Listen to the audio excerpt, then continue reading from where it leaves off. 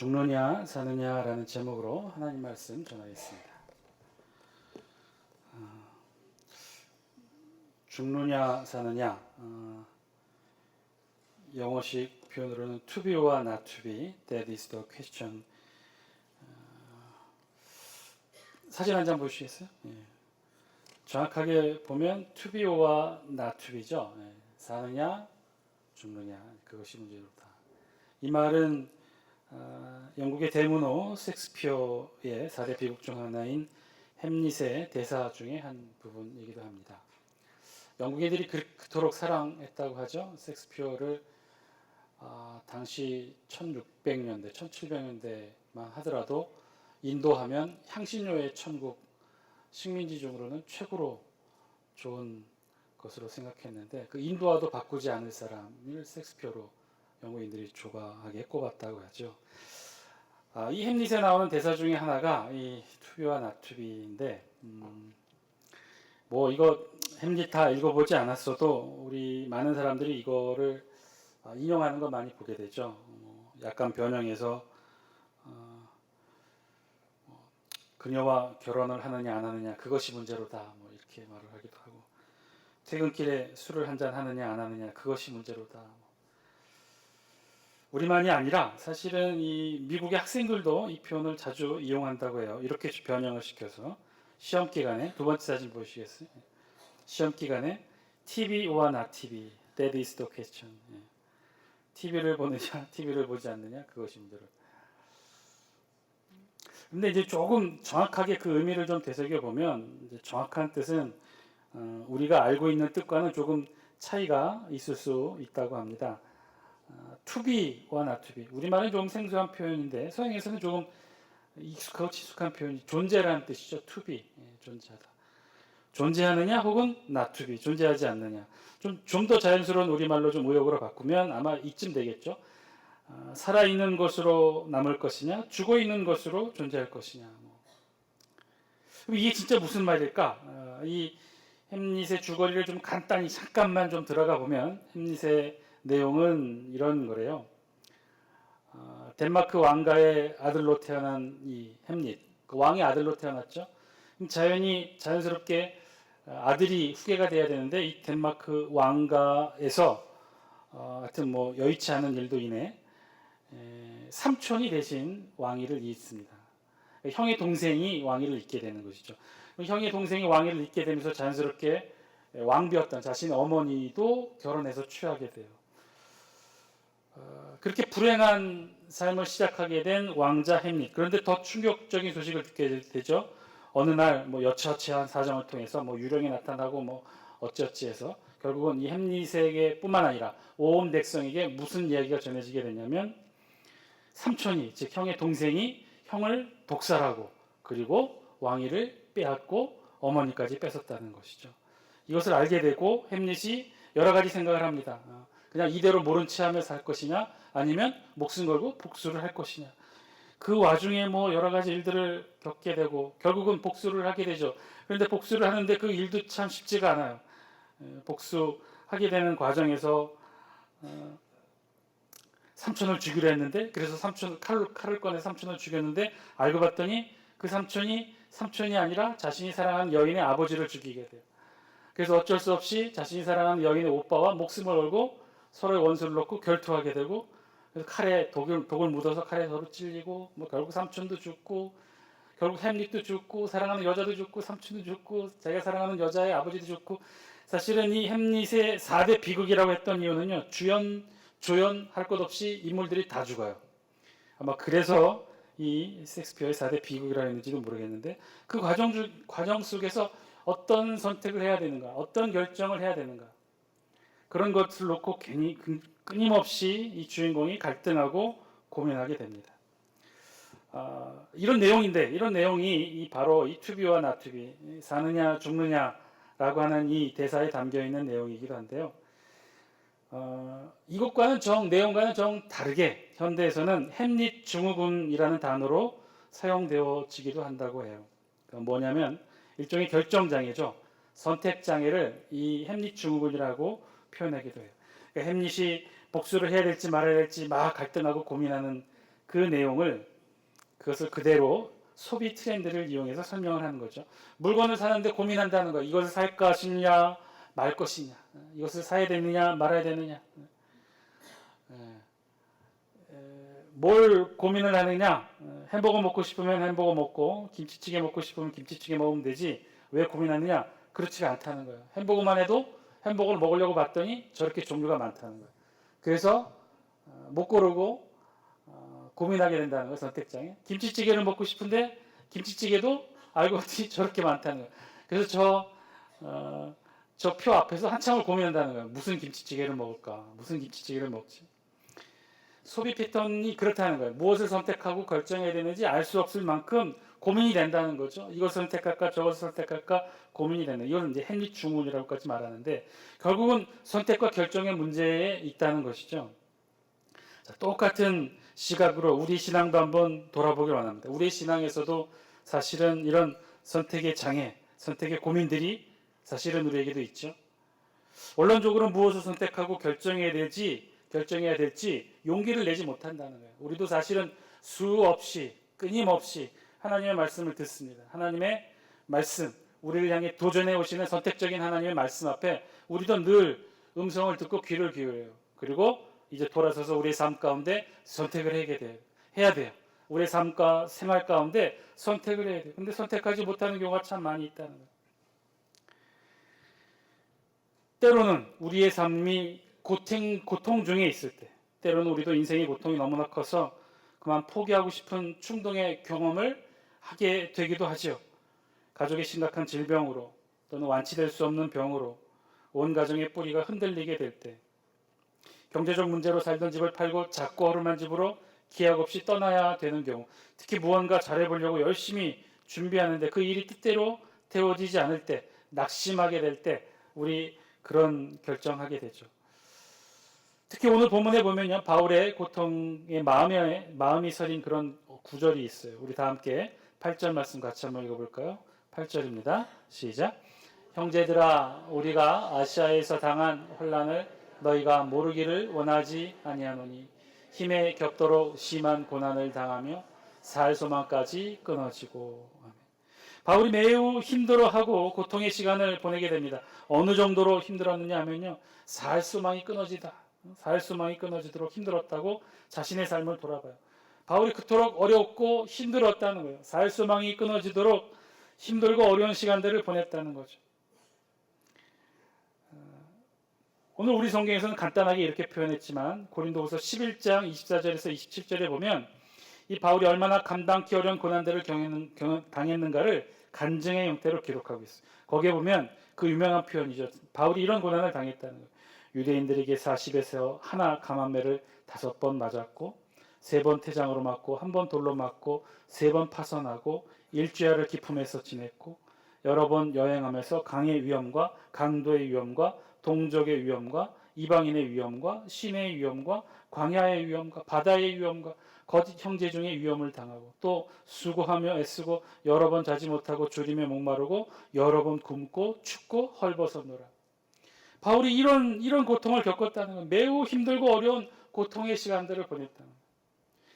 그런데 여기 고린도후서 11장 24절로 27절에 기록된 바울의 고통의 시간들의 기록은요, 사실은 그가 겪어야만 했던 외면적 고통, 외형적 고통의 내용들이에요. 매를 맞고 강도의 위험과 동족의 위험과 이방의 위험, 줄이고 목마르고 춥고 헐벗고, 이런 고난은 그가 겪어야 했던 수많은 고난 중에 육체적 고난에 사실 불과해요. 사실은 이보다 기록 이외에 바울이 겪었던 정신적 고통은 더 말할 나위 없었어요. 이방인을 위한 사도로 불리워했던 그 전도만 하면 모든 사람들이 쓰러지고 무너지고 교회가 세워지고 복음 앞에 굴복하는 놀라운 일들을 이뤄낸 이 바울의 업적 뒤에는 사실은 바울의 고뇌하는 고민의 흔적들이 있었어요. 왜냐? 바울은 늘 꿈이 있었다고 그랬죠. 바울이 이방인의 사도로 그 많은 사람들에게 알려지고 영광과 찬사를 받을 때마다 가슴 한쪽에 늘 눌리고 어눌한 욕망이 있었어요. 마음이 있었어요. 그건 뭐예요? 자신의 동족 이스라엘 향한 복음의 전도의 열정이 있었다고 그랬죠. 늘 동족에게 복음을 전하고 싶었어요. 베드로처럼 예루살렘 교회에서 유대인을 향해 복음을 전하고 싶었어요. 그런데 현실은 정반대였죠. 늘 이런 바울의 생명을 위협을 하고 바울을 죽이기를 쫓아다니면서 결사대를 조직해서 전 세계 곳곳마다 바울을 쫓아다니며 죽이려고 했던 사람들은 다름 아니니 유대인들이었어요. 자신이 그토록 복음을 전하기 원했던 이 동족 유대인들에게 사실은 가장 큰 목숨의 위협받고 있었던 것이 바울이었죠. 바울은 이런 육체적 고통, 정신적 고통에 이어 육체적 고통에, 이중의 고통에 늘 바울은 시달리면서 살아왔었어요. 바울의 이런 정신적 고통, 가장 많은 고통을 차지하는 부분이 바로 이런 부분이었어요. 그런 가운데 바울은 스스로에게 질문했는지 모르겠어요. 왜 내게 이런 고통이 있어야 했을까? 더 중요한 사실은요, 바울이 이런 고통의 시간을 겪은 후에 주님을 만난 이후에 겪은 일이었다는 거예요. 이런 모든 고통과 힘든 일들이 사실은 주님을 만난 이후에 일어난 일들이라는 거예요. 사실 바울 되기 이전 사울의 이름으로 살았을 때는 사실 이런 고통이 없었다는 거죠. 최고의 학식과 최고의 가정 환경을 가지고 있었어요. 최고로 안정적인 일자리를 가지고 있었어요. 그 누구보다도 인정받는 사람이었어요. 사회적으로 명망을 인정받는 그런 삶을 살았어요. 그러나 예수 그리스도를 다메섹 도상에서 만난 이후 바울로 이름을 바꾸어 살아가면서 바울은 말할 수 없는 고난을 겪게 됩니다. 그것도 그리스도의 복음을 증거하면서 죽음의 고비를 넘기는 고통을 수도 없이 겪게 되는 거죠. 급기야 9절에서는 사형 선고를 받은 줄 알았다고까지 고백을 해요. 왜 내게 이런 고통이 있는 것일까? 왜 내게 이런 살 소망이 끊어지고 사형 선고를 받는 듯한 삶을 살아야 되는 것일까? 바울도 자신의 모습을 보면서 스스로를 향해 이렇게 외쳤는지도 모르겠어요. 이 순간, 이 상황, 이 극한 상황에 처했을 때 투비오와 나투비, 사느냐 죽느냐, 어떻게 살아야 되느냐, 내가 어떻게 삶을 살아야 하나님이 기뻐하시는 온전한 삶을 살아갈 수 있을까? 바울은 스스로에게 질문하고 괴로워했는지도 모르겠어요. 그런데요, 오늘 성경에 보니까 그렇게 고민하면서 바울은 드디어 답을 찾습니다. 우리 다 함께 9절 말씀 우리 같이 한번 읽겠습니다. 9절입니다. 시작. 우리는 우리 자신이 사형 선고를 받은 줄 알았으니 이는 우리로 자기를 의지하지 말고 오직 죽은 자를 다시 살리시는 하나님만 의지하게 하십니다. 자기를 의지하지 말고 어떻게 해요? 하나님만 의지하게 하십니다. 세상을 의지하지 말고 하늘을 의지하며 살아가게 하십니다. 사실은 이 8절과 9절 사이에 바울은 이런 고민을 겪었다는 거죠. 이런 고민과 갈등 속에 스스로 결단하고 선택합니다. 무엇을 결단하고 선택해요? 자기를 의지하지 말고 하나님만 의지하는 삶을 살겠노라. 구원받고 천국에 가는 길 사실은 매우 어떻게 보면 쉽고 간단한지도 모르겠어요. 우리 어떻게 하면 구원받고 천국에 갑니까? 예수 그리스도를 믿고 입술로 고백하면 우리 모두 구원을 얻습니다.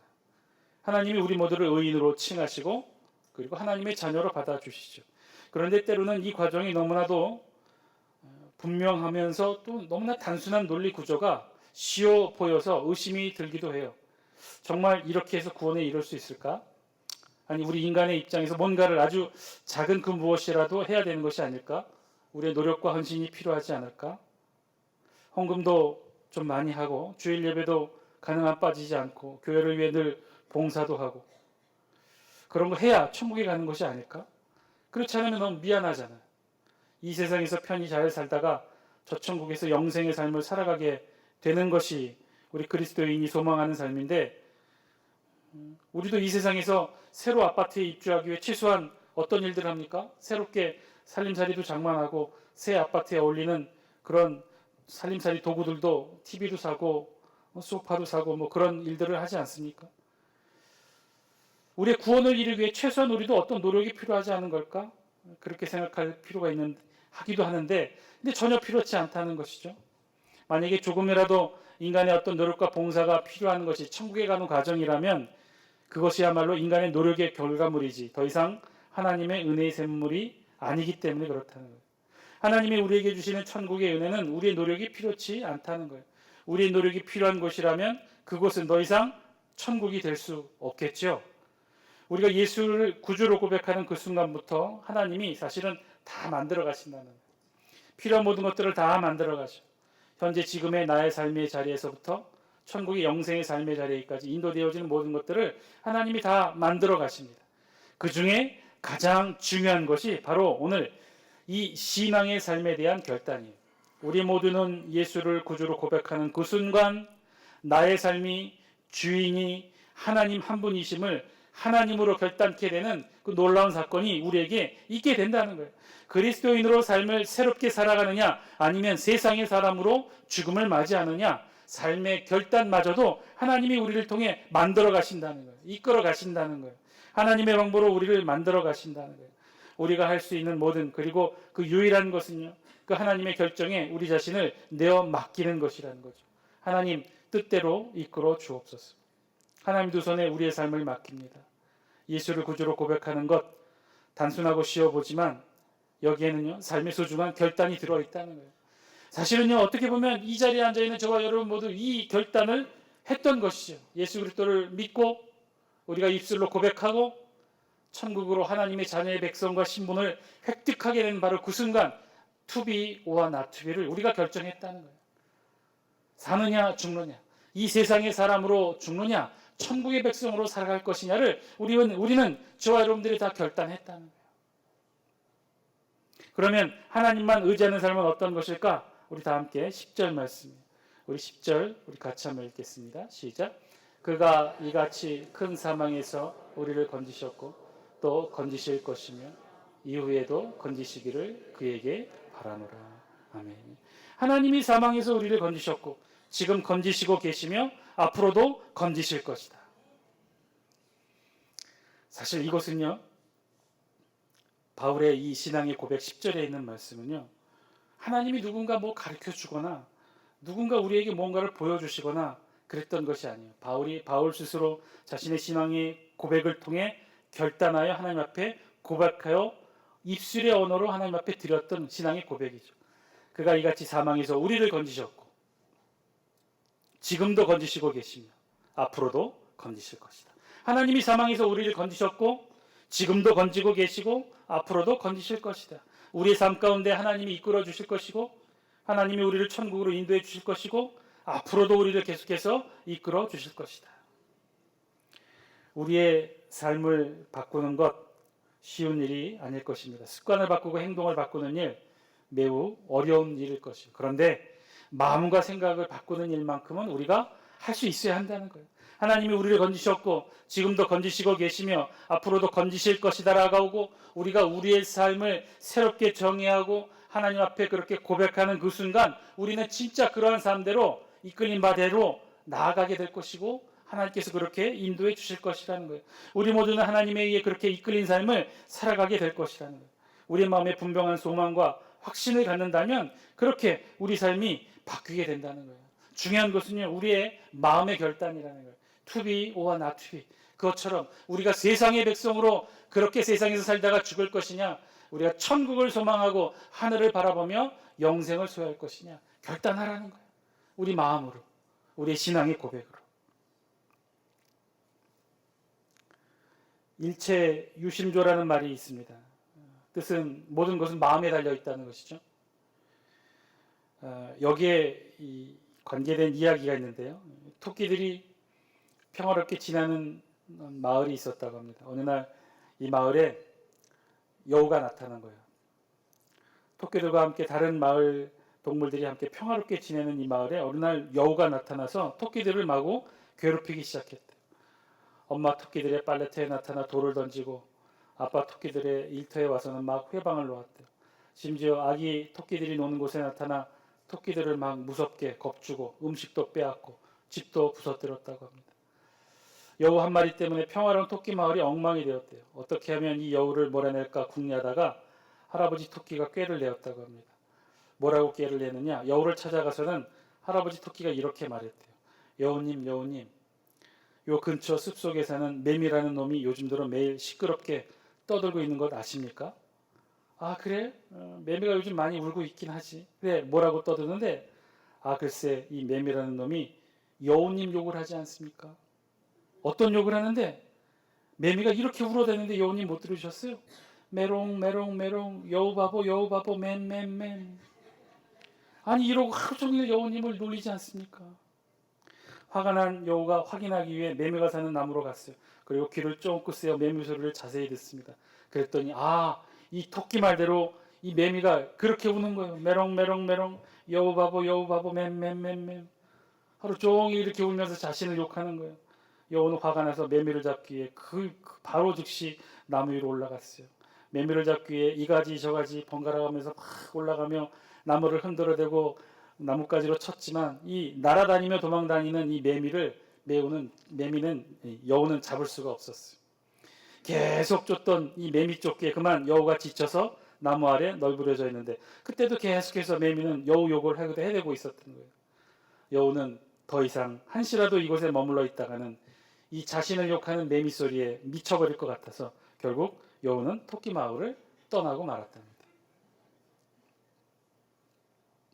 여러분, 초시계 소리, 시계 소리 한번 들어보신 적 있습니까? 시계 소리? 시계 소리 어떻게 들리죠? 똑딱똑딱 들립니까? 아니면 똑똑똑똑 들립니까? 응? 째깍째깍 들립니까? 아니면 짹짹짹 들립니까? 오늘 집에 가서 한번 잘 들어보십시오. 정답은 여러분 마음속에 있다는 거예요. 여러분이 생각하는 대로 들리게 된다는 거예요. To be or not to be. 하나님의 자녀로 삶을 사느냐, 세상의 사람으로 죽음을 맞이하느냐. 오늘 이 저녁 이 질문에 온전한 답을 하시는 여러분이 되시기를 바랍니다. 아니 어쩌면 이미 오래전에 우리가 했던 답인지도 몰라요. 저와 여러분들이 예수 그리스도를 구주로 고백하는 그 순간 예수 그리스도의 보혈을 붙잡으며 천국 백성으로 영생을 꿈꾸며 하늘을 바라봤던 그 순간 이미 우리가 결심하고 결단했던 내용인지도 몰라요. 오늘 그 결단의 마음을 되새기고 이제 내가 하나님의 자녀로 살 것이냐 세상의 사람으로 죽을 것이냐 확정하고 결단해서 남은 여생 하나님의 자녀로 영생을 소유하시는 여러분 되시길 바랍니다. 어거스틴의 하나님의 도성이라는 책에서 그는 이렇게 말을 했다고 해요. 고통은 동일하나 고통당하는 사람은 동일하지 않습니다. 어리석은 사람은 똑같은 고통을 당하면서도 하나님을 비방하고 모독하지만 선한 사람은 그 고통 속에서도 하나님을 찾으며 하나님을 찬양합니다. 모든 사람이 어떤 고통을 당하느냐가 문제가 아니라 그 고통을 어떻게 당하느냐가 문제입니다. 우리에게 있는 이 고통의 문제들, 기도의 제목들 아마도 천국 가는 그날까지 저와 여러분들을 따라다니겠죠. 그렇다면 이제 결단합시다. 이 고통과 고난 하나님의 자녀로 감당하고 하늘의 지혜로 이겨내는 우리가 되게 하여 주옵소서. 그렇게 결단하고 결정하고 선택하는 우리의 삶 되게 하여 주옵소서. 우리 다 함께 이 기도 제목 놓고 함께 기도하기 원합니다.